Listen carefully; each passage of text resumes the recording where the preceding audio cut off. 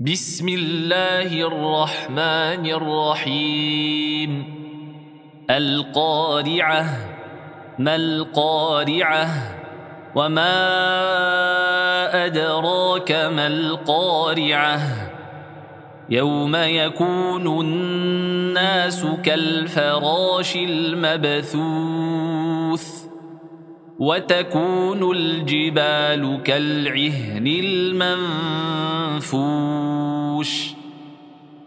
فأما من ثقلت موازينه فهو في عيشة راضية وأما من خفت موازينه فأمه هاوية وما أدراك ما هي نار حامية